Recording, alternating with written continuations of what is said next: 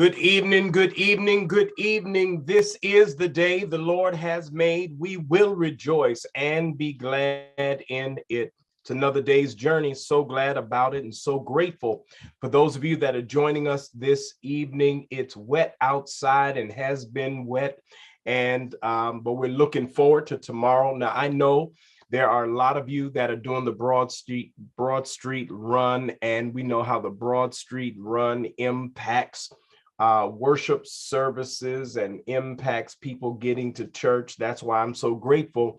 We all have choices. You got a choice to get there early at 6:45 at West location, or 10 o'clock at the East location, or 10 o'clock right where you are. But there is no reason not to worship God on tomorrow. And so we bless God for that. Just a couple of things. Don't forget that tomorrow after the 10 o'clock service, there is a Parkinson's forum on Parkinson's disease in the Family Life Center right afterwards. Again, more of our health initiatives and offering. If you or somebody you love has been impacted with Parkinson's disease and you want to know more about it, understand your role, we want to encourage you to come and get informed. If you are the caretaker of someone with Parkinson's, this is an opportunity for you to be better informed. Please don't forget that we will be back together. Leaders, don't forget that Monday evening it's actually the first Monday, even though it's after the fifth Sunday. So we will have leadership dinner and prayer on Monday evening. So we look to see you there.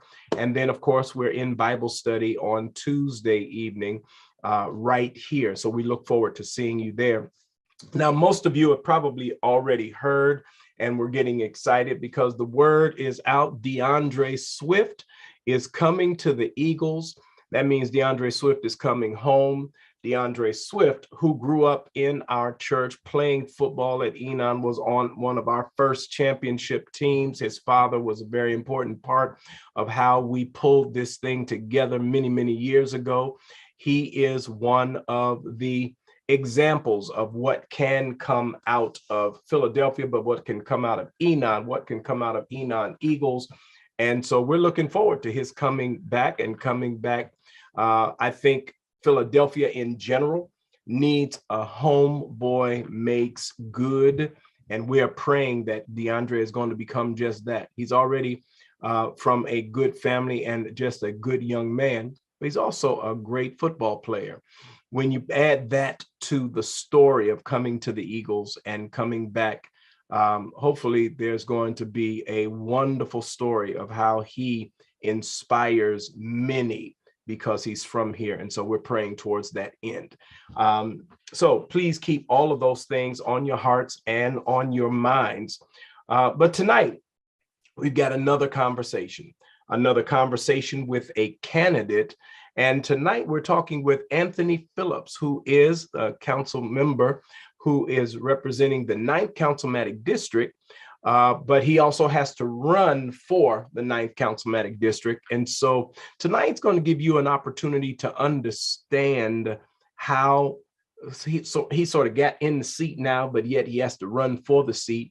And you'll get a little opportunity to understand how our system works. So, Brother Anthony Phillips, would you come on? Welcome to our conversations with the candidates. Welcome to something we have been doing. Well, actually, we've been worshiping at 5 o'clock for the last 23 years.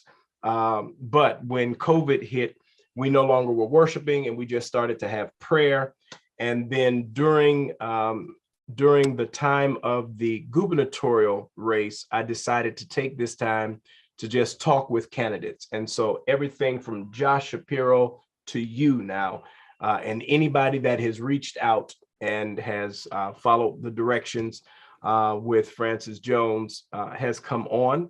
And this is not an endorsement. This is an opportunity for the people who listen to me to learn about who's running for what, Republicans, Democrats, those that I have a lot of confidence in and those that I don't. everybody gets a shot on here. And so tonight you're here. But so thank you very much. Can you first help us know just a little bit about who you are, who is Anthony, and help us understand why you even want to be on City Council? Well, first, let me say thank you, Pastor Wilder, for all that you do in our community. And thank you for having me on today to share more about myself. I'm here through the grace of God, and I say that everywhere I go, regardless if it's a religious outlet or anywhere I'm at. Prior to City Council, I was raised, before I even prior to City Council in terms of my work history, I was raised in North Philadelphia by a single parent. My mother, Phillips, is not here with us, and my grandmother was my second parent, who was also not here with us. Grandmother was a sharecropper from Marion, South Carolina. We grew up in Triumph Baptist Church in North Philadelphia, and also we grew up in Levittoga area. One thing both of these women did for my life was they taught me the importance of sacrifice, no matter what was going on in their lives, whether or not their children were having trouble with whether or not they had trouble at work, no matter what resources were lacking, they found a way to make a way for their children. And that's common in Black communities. But one thing I took that seriously. And as a result of their sacrifice and me witnessing what they've done for me, I decided that I wanted to lead a career helping others. And so when I was in middle school and high school, I led initiatives that were focused on young people in service. So at the age of 14, I started a nonprofit called Youth Action that is still around today, that challenges young people to become civically engaged, for them to do direct service and help others lead in their communities. And so we would do different service projects throughout the city of Philadelphia that would increase youth. So that all led to what I did before City Council. Because I saw the work that I did with young people throughout my teenage years, I was able to, I said to myself, listen, I want to have an outlet to be a part of social change. And so I decided that I wanted to make a career, developing young people to be leaders in their communities, help them go to college debt free, and also get careers at the high school. So I ran different nonprofits prior to City Council to help them do that. And I was also a teacher.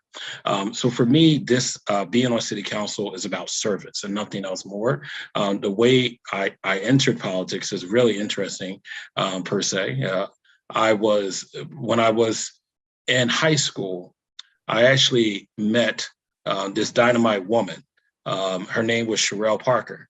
So I was actually working in the community doing youth work, as I mentioned, helping young people become civically engaged. And she came to one of the service events. And when she came, she blew my mind. I must say, she was a person that was passionate, but she was a person that was serious about social change. And ever since then, I had developed a relationship with her since I was 16 years old. And so one day, it was about, against 2018, when I was just kind of, getting out of graduate, still in graduate school, kind of, getting out of college and so forth. There was a position open as a committee person, and the committee people helped get the vote out. Long story short, she said, Anthony, would love for you to consider the idea of becoming a committee person, because you already do a lot of volunteerism in our neighborhood. And so I looked up what a committee person did, and I decided to take on that position, and I helped do get out the vote efforts. I helped my neighborhood with blight, getting speed cushions, noise complaints, you name it. I became a community organizer pretty quickly. And so with that being said, the way I recently became, a member of Philadelphia City Council is that throughout Philadelphia, a lot of people had known that I was like a youth leader, doing work within the community for them. And then also, working as a committee person. And so when Sherelle Parker decided that she wanted to take a big step to become mayor of the city of Philadelphia, she ultimately said, to herself that it's really important to have people that really care about this community to do this. And so one night I was coming home from dinner, she called me and she says, Phillips, have you, I'm running for mayor. And I said, great, I got you 1000%. And she says, well, have you ever thought about city council? And I said, to be honest with you, no. Mhm. And I'm gonna tell you why. It has a lot to do with the fact that politics and a lot of folks' mind is murky, and a lot of people are very, distant about the idea about politics because sometimes it does not work in a way. Government does not work in a way that it should. And so I had my hesitation. But then after speaking to my young people that I work with, my church family, my immediate family and friends, they said, Phillips, you've been serving all your life and you've been doing transformative work all your life.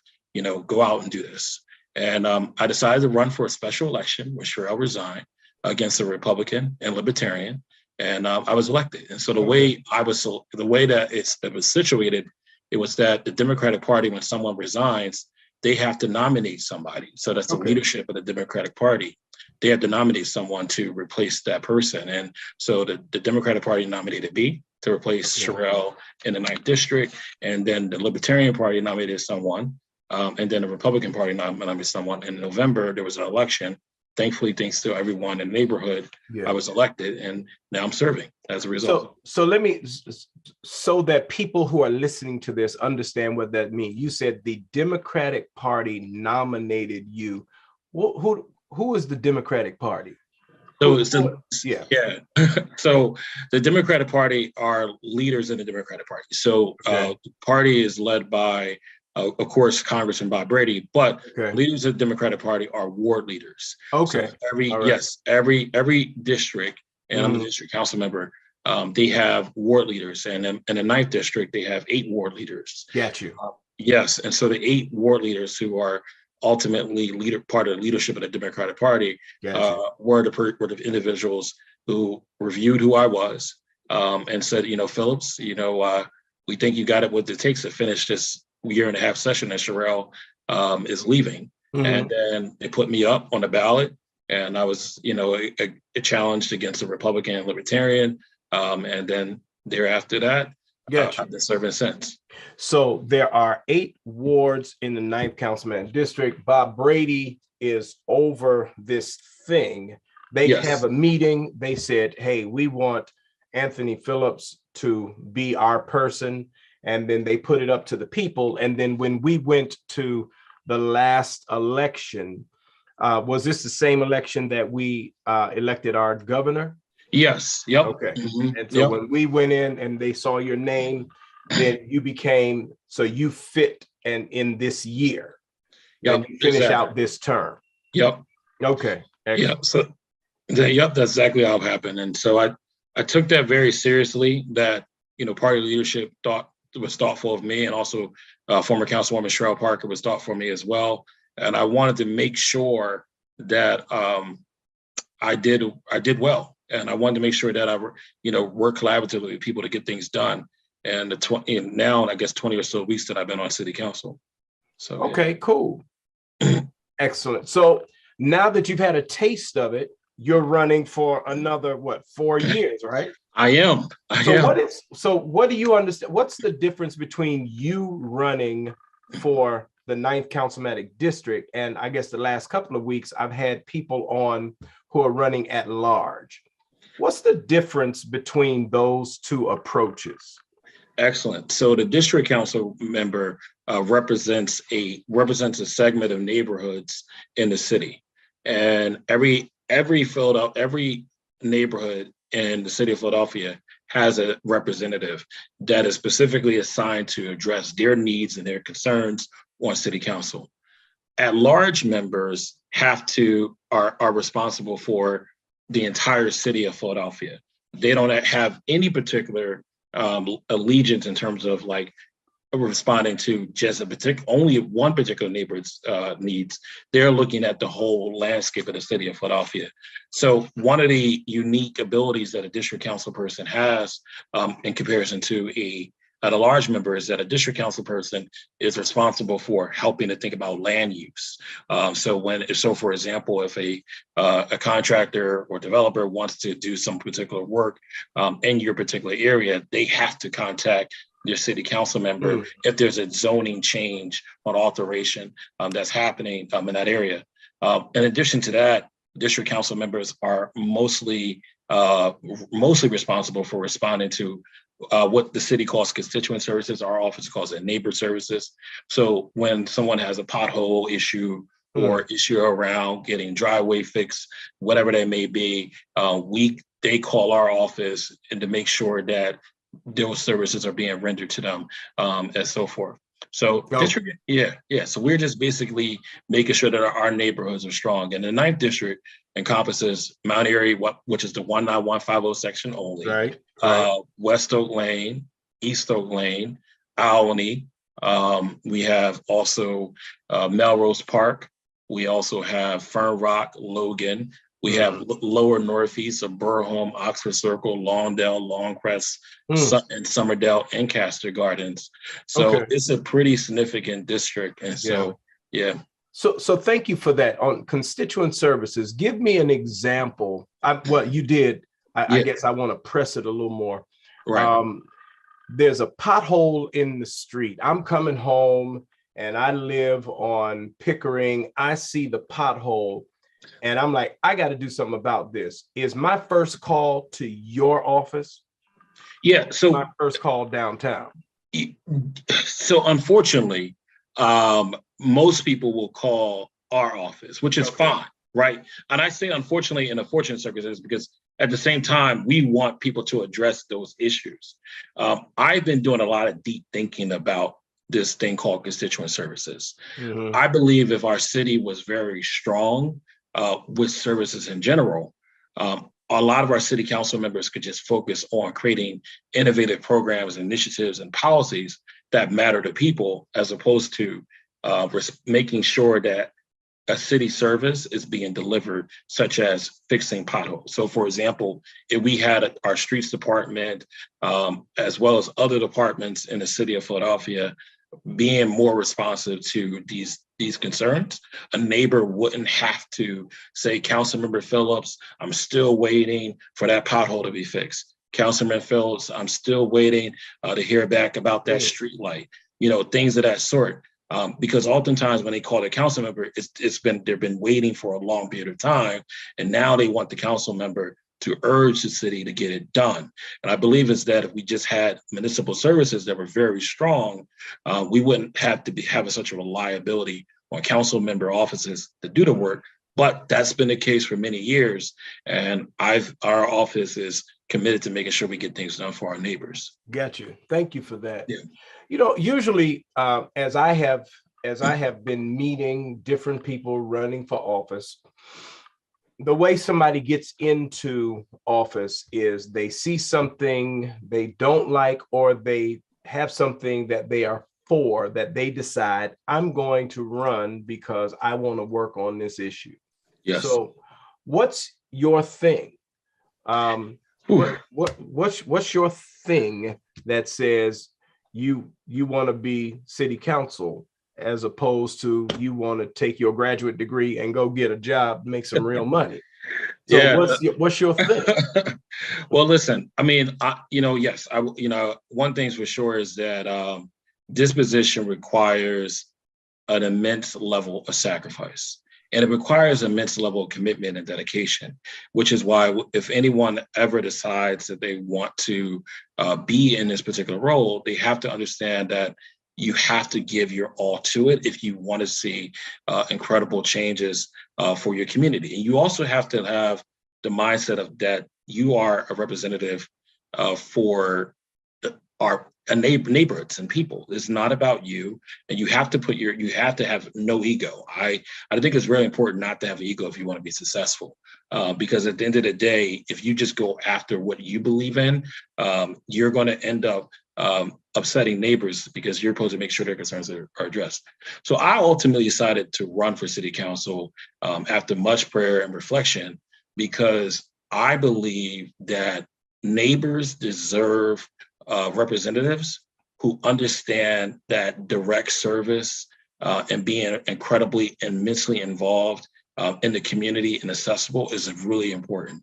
And also believe that I'm a very hands-on person. I'm a person that would go to every community meeting. I would go to houses. I will meet you at your bar mitzvah, your birthday party. I'm a person that will make sure that things get done. And I think that oftentimes we lack this understanding of like your city council member should not be looked at as a celebrity. I think they should be looked at as a servant.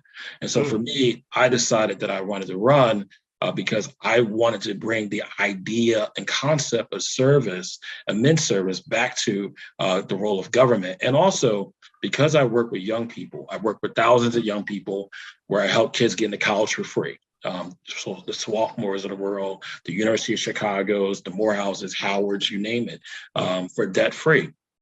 And then also doing get careers at high school. It was the young people that I worked with who I taught service to and taught them how to organize projects in the communities. They said, Mr. Anthony, you've been doing this all your life. You're going to be great at it. Why don't you just, get from being nervous about the idea of politics? Because I was like, politics is kind of crazy, but use politics as a vehicle to serve. And they were right. So I was motivated because oftentimes our young people that I work with would do community projects addressing gun violence. They would do community projects addressing health and education. And I knew they were only making a small dent in the issue at hand. I felt as though that if we had the right people in office who were very organized, very structured, had a great mind and a great heart, we could actually begin to move the needle and get through some bureaucracy that our city has to get things done. And so as a result, I decided that, I wanted to, be in city council to help thousands of more young people live great lives, because at the end of the day, their future is bright. And I wanted to, and I felt like, also, here's the last thing I'll say, we have a lot of individuals in our community who run small nonprofits and also community organizers like myself. We have some of the greatest grassroots initiatives and voices often, but our voices are not at the forefront of city council. So I'm talking about like the local block captain, the local neighborhood nonprofit leader, the local mentor. We have some of the best ideas and they're transformative. And some of the ideas that we have need to be turned into legislation and projects that can be really impactful. And so through the grace of God, I not only had, this concept of like, hey, let's create policies and programming, but I also had this concept of like, we need to be organizers in our neighborhood too. And so that's why I decided I wanted to do this. Okay. Well, obviously, I do have some, concerns about what you will do, because our church is in the 9th Councilmatic District. We happen to be in both the 8th and the 9th because Enon West and East. I've always had a very good relationship with the city council person. Donna Miller, Marion Tasco, now Cindy Bass, Sherelle Parker have served in both cases well. In fact, Sherelle Parker started an initiative which our CDC was able to work well and continues to work well in putting people in jobs and cleaning up the Broad and Olney area. Yes. So tell me about, initiatives like that have worked, but they were under your predecessor. What is your disposition towards programming that already exists that is working, and how will you make sure that continues to work? Well, let me just tell you this, Pastor. The program that you're speaking about is the TWB program. Well, TCB program, which is the Taking Care of Business program that was created by former Councilmember Sherelle Parker. And I thought it was one of the best programs that our city has ever seen. What this program does is basically, a lot of folks are maybe familiar with this. Some of those men and women in yellow and green outfits, sometimes orange. They walk around and clean commercial corridors in the morning. This is a program that was much needed because a lot of our avenues were seeing tons of blight, tons of trash. And we needed to have people that were going to constantly clean up our avenues to make sure that we did not look like Philadelphia. And so I was incredibly happy when, Councilwoman Parker put that program together. And I now what I'm doing now is that I'm working with our commerce department, which she was able to work closely with, to see how we can further expand that program. And, if in the event that, and we're praying for this, and I'm open for this, that, she becomes the mayor of the city of Philadelphia, I know that we can work closely with Councilwoman Cheryl Parker to make sure that the program expands into not only more commercial corridors throughout the city, because right now is in every district in the city of Philadelphia, but we're also been thinking about how we can make it more residential as well. Because what I found really strong about Cheryl Parker was that she has always been a champion for making sure that working class neighborhoods can see positive change in their when they're walking around or driving around their neighborhoods. So what she would say is that I like to do things. She would say this: I like to do things that people can see and feel. And so I have that same philosophy. I want to make sure that we continue to do things that people can see and feel. For example, the councilwoman was really great at putting together initiative to get funding for Vernon Road. Vernon Road had literally, and I think you were there, Pastor, when it did done. It didn't have new trash cans. It didn't have great signage, and so we got funding to get new signage, also new stores and new trash cans, and also just trees and so forth to brighten up Vernon Road right down the street from the church. Yep. And then, in addition to that, which I love, is that the business community was further connected through her actions and her work through Power Up Your Business, which is helping young entrepreneurs become strong with creating businesses in the city of Philadelphia, particularly minority businesses, so that they can be able to survive and do well in the city. So there's a whole host of things that she's done that I'm hoping that we can continue. I know we can continue in the work that I'm doing. Do you know how to do that? Meaning, do you understand what the nuts and bolts of that, what the nuts and bolts of that are, and following someone who was very capable in it? Do you recognize the magnitude of that for you? I do, and the reality is that Cheryl Parker was one of the best leaders our city has ever seen, and particularly as a city council member. And I respect that. I come from this 9th district has had some really strong leaders. John White Jr., who I admire and I respect greatly. I mean, when I say greatly, I do. Marion Tasco was a supporter of mine and the work that I did with young people when I was in high school. And these have been titans, and Cheryl Parker, of course, they've all been titans and champions for working class people and also for neighborhoods. And I certainly understand that. And I've already been in the 20 or so weeks that I've been on council, I've already shown that I have the ability to do not only what they've done, but to take it to another level. Most recently, I put together legislation that's going to allow for speed bumps to be placed at every school in the city of Philadelphia. Why? Because just similar to Cheryl Parker, when Cheryl heard about issues in the community, the neighbors would complain about them and so forth, she would be responsive. A lot of times in our neighborhood, we've been hearing about folks complaining about children that are constantly being potentially hit by cars, reckless drivers. So as a result, I said, we got to do something about that. So I put together legislation that would make it easier for the streets department to put speed bumps in front of every school in the city of Philadelphia, because they said without my legislation, they would have had to do a year-long study to kind of see if every school needed speed bumps. I said, don't do year-long studies. Let's just get it done because our children are safe. So now as a result, we now have on Mount Pleasant, we have speed bumps in front of Hill Freeman. The next school we're going to do all the schools in the district, including St. Anne Nations in Westfield Lane, and then we have Aspera and Alyn. So all 500 schools, parochial, private, public, charter, will be getting speed bumps in the city of Philadelphia. And so, I think I'm making the way a little bit. Okay, just a little all bit. Right. Well, I thank you. I thank you for that.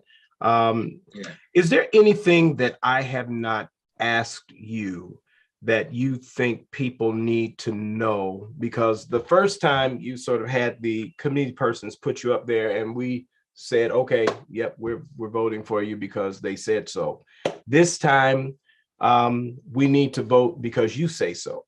And so is there anything else we need to know about you that I didn't ask that you would want people to know as they consider who they want sitting in the 9th Councilmanics district seat? Yeah, absolutely. I want people to know that you have a servant. You have quite a servant as your council member.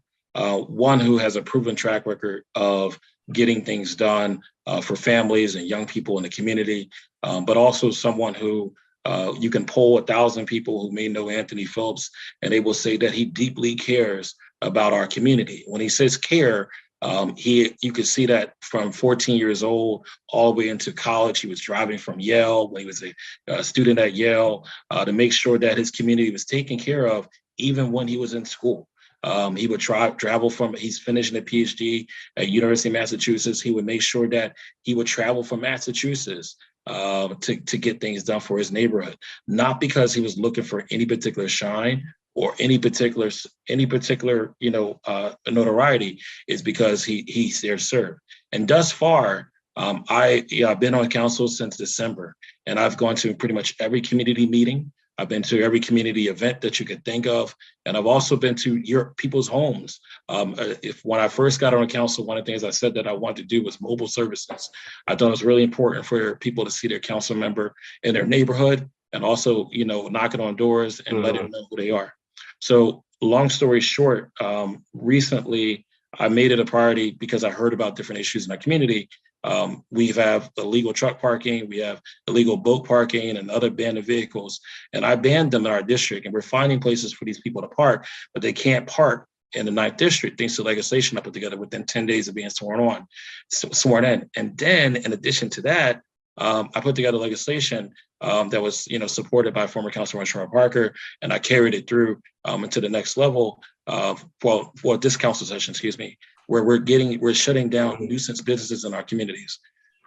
So I say that to say that, what I wanted to say, what I ultimately say is that you have a council member who not only just had the opportunity to be elected by you in November, but has shown you nothing short of the fact that he's going to continue to serve you. That's why the Philadelphia Inquirer recently just noted that, hey, Phillips is probably one of the most engaged council members in the city. And I'm looking forward to continue to be engaged with you. And I'd love to have your support so I can serve you after May 16th. Your servant, Anthony Phillips. Thank you. Thank you for that. And I love how you just kind of threw that Yale thing out there. I am an alumni of Harvard Business School. So what now? Anyhow. But thank you, Dr. Waller. Yes, sir. Thank you for joining us. And as always, we are praying. The reason I started having these conversations was to position the Black church differently in these conversations. I am not doing any endorsing, but I am trying to the best of my ability, call balls and strikes, as I've said. Yeah. I have had people tell me, how can you call balls and strikes when you only see part of the game? And I get it. But my perspective is there's a place for us to have these conversations, and it's here, not Sunday morning. That's right. That's right. And there's a way for us to be engaged, and this is the way I choose to do it. So I want to thank you for all that you have done. We're praying that God's will would be done. And we believe, even as Baptists, that we get at God's will through the collective voice of people. And so as people are informed, and as they bring their spirituality to this process called voting in a democracy, we believe that God's will gets done. And so we're prayerful for that. Thank you. And I just want to say that I am a member of Salem Baptist Church, and our pastor speaks highly of you all the time. I drive the church bus every Sunday, and I just want to say thank you much. I love what Enon does, and we'll continue to work together. Thank you for that, brother. All right. Take it. So listen, saints, we're getting ready to go to God in prayer. I'm looking forward to seeing you all in the morning, and looking forward to what the Lord is going to do. Leaders, don't forget, Monday night, we do have our leaders prayer. Tuesday night, Bible study. And we've got a little more to throw on the young adult conversation as we're thinking about how God is preparing our generations to switch. And so I'm looking forward to all of those things. We have 3 funerals this week. Remember, even if you don't recognize the name, we want to pray for those. If you ever have time, you can show up and serve at a funeral. A funeral is a place where you can sing on the choir. And just by showing up, put some black and white on and just show up. We sing the songs of the church. It'll be songs that you know. You get there a little early for the rehearsal and then come on. Why is that important? When you have 3 or 4 funerals a week, no one can do every day like that. But the family that is having their funeral on that particular day knows they belong to Enon, which is a large church. And so whether there's 3 or 4 funerals or 1, that family, whoever they are, deserves a full choir. And I'm not swinging at the choir because they usually are full, but they deserve ushers and choirs and deacons and ministers and so forth. And so sometimes when we got a full week, we need people to come in and help so that we can love on. Because remember, one day you're going to be in that front row mourning a loved one. And one day you're going to be the guest of honor, and your family is going to need a church family to love on them. And we get what we sow in this world. And so I want us to remember that and keep all these things on our hearts and on our minds. We'll see you in the morning. God bless you and God keep you is our prayer. Let's go. God, I bless you and thank you. Thank you for allowing us to meet Anthony Phillips tonight. We thank you for who he is and what you're doing in his life. Lord, help us to understand what your will is for this area of our city. Help us, Lord, to live in such a way that we are responsible. For we know, Lord, that when Christians get involved and when we show our love to you, it is by how we treat our city and the people in our neighborhood. So help us, Lord, to be Christians. Help us, Lord, to be persons who love you by loving others. God, we pray for DeAndre Swift as he comes back home, and we pray that you would cover him and that you would use him mightily, that young boys and girls around the city would see a hometown hero, and that it would be one of those good stories that encourage our hearts, that leans us into being Philadelphia, city of brotherly love, sisterly affection. Now, guys, we get ready to go throughout the rest of this day. Go with us and stand by us. Till we meet again, we ask it in the matchless, marvelous, and majestic name of Jesus the Christ. And for his sake we do pray. Let us all say, amen. Amen. Love y'all much. God bless you. God keep you.